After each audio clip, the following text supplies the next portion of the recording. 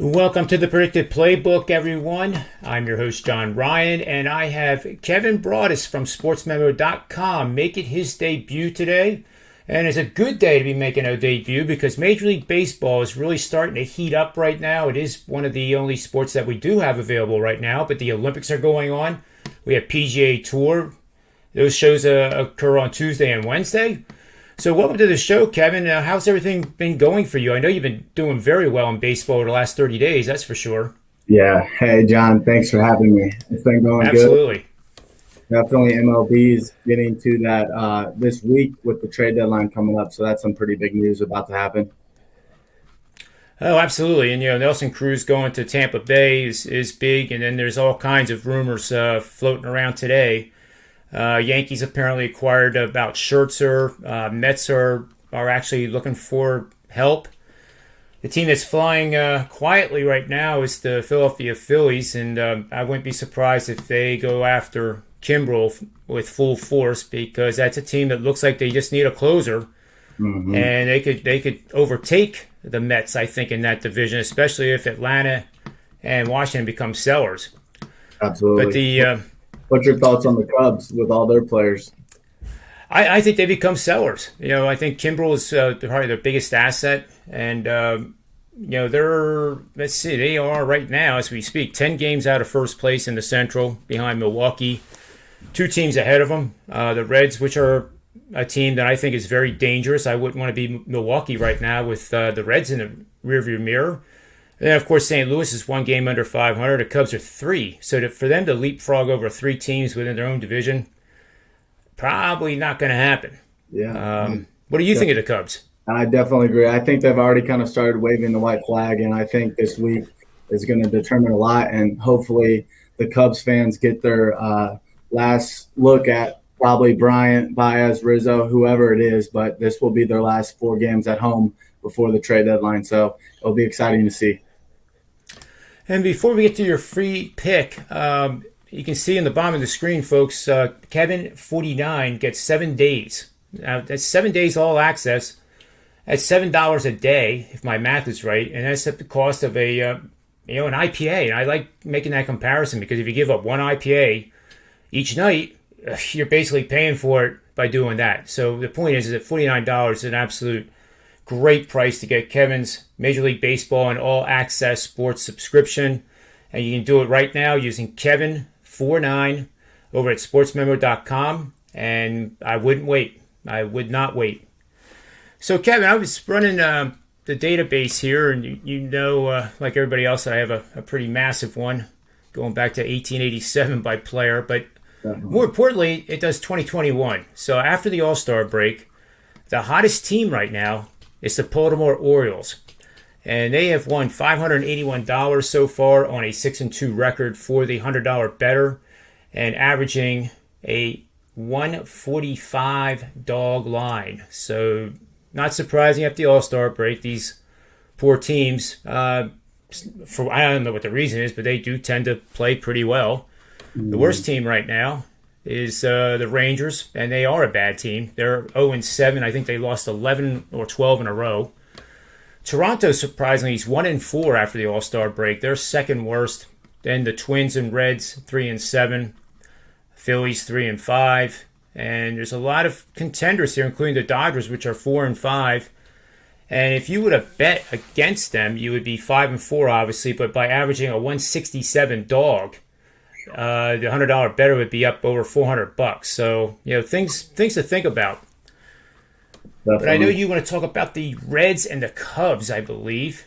Mm-hmm. And that's a big-time series because Cincinnati must win the series, if not sweep the Cubs, if at all possible, to close that 6.5 game gap on the Brewers. They're also 5.5 out in the wild card race, which is really starting to heat up across Major League Baseball, with the Dodgers being the first wild card and San Diego being the second. And that National League West is a race by itself, with San Francisco continuing to do the unimaginable. Yeah. Let's focus on the Reds and the Cubs here, and tell me where you're going with this game. Yeah, let's get into it. So I'm glad we kind of brought up the whole big news about the trade deadline, because I think that whether the Cubs like it or not, it still sits over their head. the fans know it, the players know it if they watch the news, which they do. And I understand they're taking it game by game, but it's still a big factor in my opinion. So just getting into this one, like John was saying, this is a huge series for the Reds. It's a bigger series for them. The Cubs, like he mentioned, are 49-51 in fourth place in the division. So hopefully the Reds come out hot today, because it will be nice to take game one in this series and try to gain some ground on these Milwaukee Brewers. So let's just get into it, John. We got Wade Miley on the hill for the Reds, and then we got Kyle Hendricks on the bump for the Cubs. And I'll just start off by saying this will be a free play. It will be the Reds first 5 money line. And a few things I just wanted to mention right off the bat. Wade Miley has looked fantastic for the Cincinnati Reds this year. He's the lefty on the bump. He has a 2.72 ERA this season with a 3.25 FIP. And also wanted to mention his road stats as well. On the road this year, he's even better. He has a 2.52 ERA with an impressive 1.04 whip. So really like this guy a lot. And 3 things I really love about him is he works at a fast pace. Guys love playing behind him. So hopefully that is an advantage for the Reds as well. And he doesn't get barreled, John. Like only 2% of his balls in play this season have been barreled. So league average is 7% for anybody that doesn't know that. And then lastly, he keeps the ball in the ballpark. This man does not allow home runs. If you look at the entire MLB starting pitchers, he ranks top 5 with fewest home runs given up. Only 7 bombs given up this year after facing 424 batters. So that's super impressive and a big key piece playing at Wrigley, because we know the ball flies there. And I'll just get into it a little more. He has faced the Cubs twice this year already, both at home. He went 5 innings in both those, and also only allowed 2 earned runs in both starts, and also came away with a win. So this will be the 3rd time, and a lot of times that makes me nervous going on a pitcher facing the team for the 3rd time. But here it really doesn't. Man, this guy's been fantastic. Wade Miley has. June ERA 2.82. Month of July, he has a 1.29 ERA. This guy seems unhittable right now. And even if he does get hits, he gets out of those jams, man. And the Reds have a pretty good defense. So getting into it a little more now. The Cubs, out of their whole lineup, the only 4 guys that really scare me are Contreras, Bryant, Rizzo, and Baez. And Baez might not even play tonight. So that's good to see. He did have a lower back injury yesterday, so I expect Wade Miley to come out here, give his team a shot, give him a strong 5 innings. He is a veteran. He knows how important these games are, so hopefully he'll come out dominant. And last thing I wanted to touch on, righties are only batting 198 off him this season. Righties are batting 247 off him this season, and lefties are only batting 198 off him.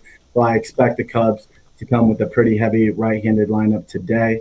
And then on the other side of things, we got Kyle Hendricks, the 31-year-old, putting up great numbers in July as well. I'm not going to take that away from him, but he does have an overall 3.61 ERA on the season and also a 4.6 FIP, which is pretty concerning. And then if you look at his overall numbers at home, he has a 3.9 ERA at home with a 1.27 WHIP.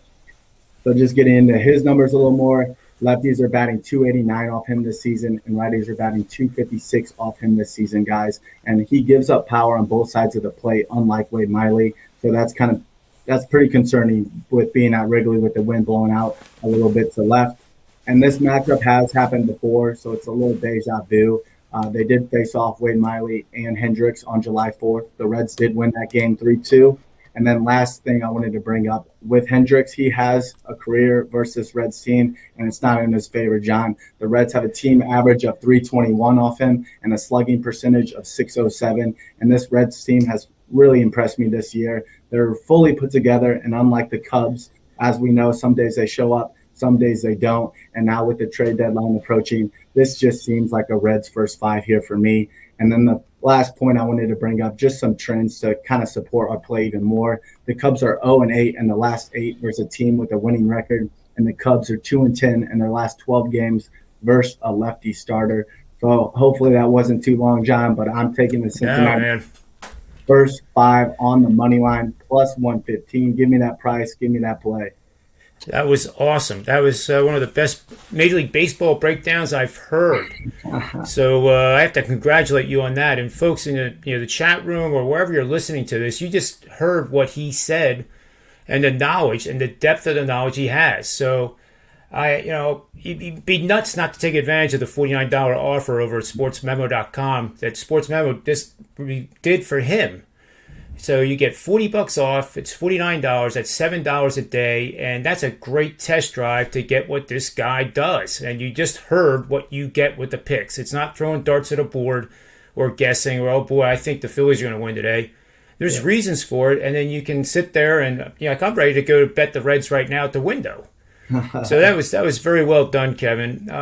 One question for you in your circles and travels and stuff. Do you think Kimbrel will be on the block?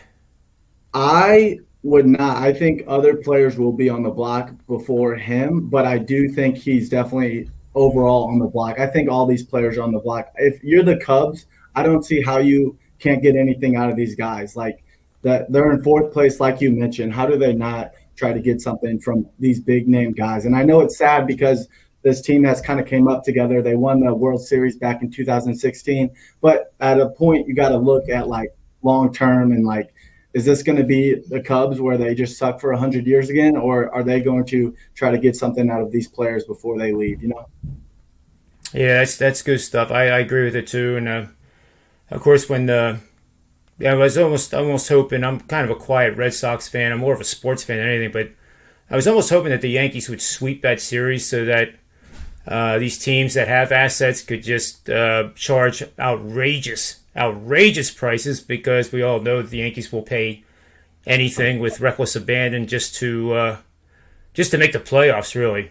Definitely. And then conversely, I think the Phillies are actually in very good shape for the next couple years if they would hold off trying to get into the playoffs. And it's very tempting to go after the Mets. I think they could, but then they have to play, more than likely they'll play Milwaukee, and that's not a good matchup for anybody. And then the Dodgers, of course, are going to be there. The Giants, Padres. Milwaukee. It doesn't seem to be the year to pull the trigger on a big trade deadline here, especially with a 35-year-old closer. Yep. Something's big is going to happen, though, John. You know that. It is. Yep. And I hope the something is that you guys get over to sportsmemo.com and get Kevin's 7-day all access. That's what I want to see happen before the trade deadline. I like that. So, Kevin, thanks a lot for your time. I really appreciate it. And Kevin will be on every Monday at 11 a.m. Eastern Standard Time going forward. And, of course, we'll be making occasional stop-bys at Manny's Irish Pub, which is Monday through Friday at 4 p.m. Eastern Standard Time. So, for Kevin, myself, wagertalk.com, sportsmemo.com, and